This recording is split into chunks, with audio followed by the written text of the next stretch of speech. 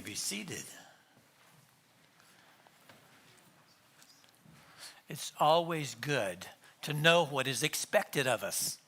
That's why new jobs are tough. You show up, you don't know quite what to expect or what to do, so you spend days or weeks or months feeling your way around and finding out what's what and who's who and working your way through the learning curve. It's the same going to a new church. Even if it's the same denomination, things are always just a little bit different.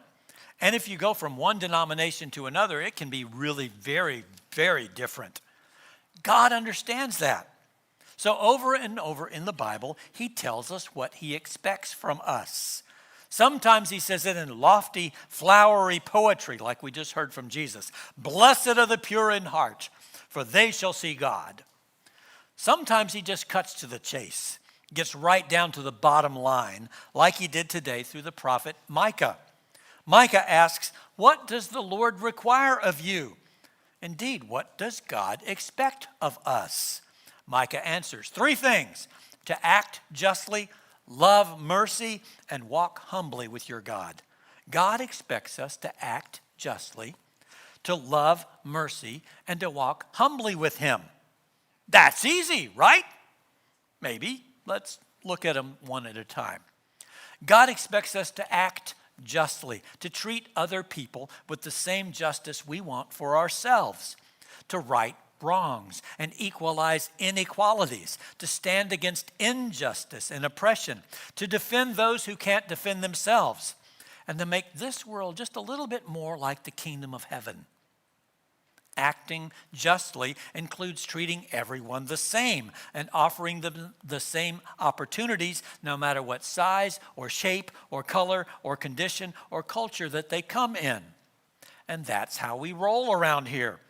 Look around this room, okay, and our parish family, and you're going to see every size and shape and color and condition and culture. It's the same with our vestry, our clergy team, and our staff.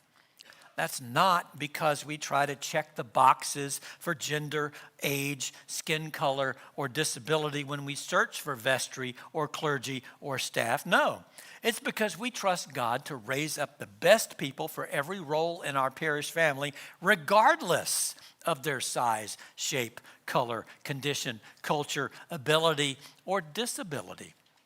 Now, the fact that we have folks of every size, shape, color, condition, culture, ability, and disability on vestry and among our clergy and on staff and in our parish family is not virtue signaling, nor is it trying to prove a point, nor is it so that we can say, look at us and how inclusive we are. It's because we don't turn anyone away or disqualify them from any role or ministry or position based on qualities they have no control over, like age, gender, skin color, or disability. And because we won't turn anybody away, God sprinkles among us folks of every size and shape and color and condition and culture. When it comes to those kinds of immutable attributes, we share Dr. Martin Luther King's wish to live in a world where people are not judged by the color of their skin, but by the content of their character. And as we live and love that way, that's acting justly. And God likes that. What does the Lord require of you? To act justly and love mercy. God expects us to love mercy. That means forgiving other people like Jesus forgives us and offering them the same mercy that God gives us. It means looking for the best in people rather than seeing only the messes in their life right now. That's also how we roll around here. We host an Alcoholics Anonymous meeting on our campus every night and a Sex Addicts Anonymous meeting every Tuesday evening because we love mercy. We welcome people who are messes, whose marriages are falling apart or have already crumbled, who are in financial trouble, or who use drugs, alcohol, or pornography, or who are not as holy as they would like to be and have a long way to go.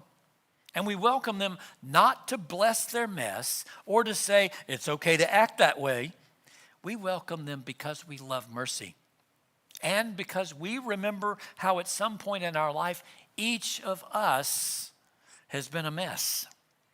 And some of us still are. But we love mercy. And we love showing mercy to those who need it, because sooner or later, every one of us is going to need it. Loving mercy is also taking care of those who can't take care of themselves. It's sharing what we have plenty of with folks who don't have enough. It's taking care of widows, orphans, and poor people. It's sending $43 a month to sponsor a child through Compassion International. Did you know that Messiah folks sponsor 83 children through Compassion, lifting them out of poverty by providing food, clothing, education, medical care, and the love of Jesus? That's loving mercy and changing the world with Jesus, 83 children at a time. Every time one of us swings a hammer with Habitat for Humanity or brings food to share with the Christian Service Center, like we're going to do today, or volunteers at the Hope Center, or at Edgewood Children's Ranch, or visits someone who's sick or lonely, or gives snacks for kids at Dillard Street Elementary School, or helps at Vacation Bible School, or serves someone who is hungry or hurting, we're loving mercy. And when we love mercy, God likes that. What does the Lord require of you? To act justly, to love mercy, and to walk humbly with our God. God expects us to walk humbly with him, which is not hard because every one of us needs God desperately. That's what Jesus meant when he said, "Blessed are the poor in spirit." That would be people who recognize their own spiritual poverty and who realize just how much they need God. Blessed are the poor in spirit, for theirs is the kingdom of God. That would be us, who are here today, not because we have it all together or are so pure and holy, but because we're those folks that St. Paul wrote about in his letter to his friends in Corinth. We're not the wise, not the discerning, not the noble, not the philosopher or debater of the age. No, we are the foolish, the weak, the lowly, and despised, whom God chose precisely because we're foolish and weak and lowly and despised. We're here not because we have it all together, but because we don't. And because we know that we're not pure and holy. But we want to be. We want to be.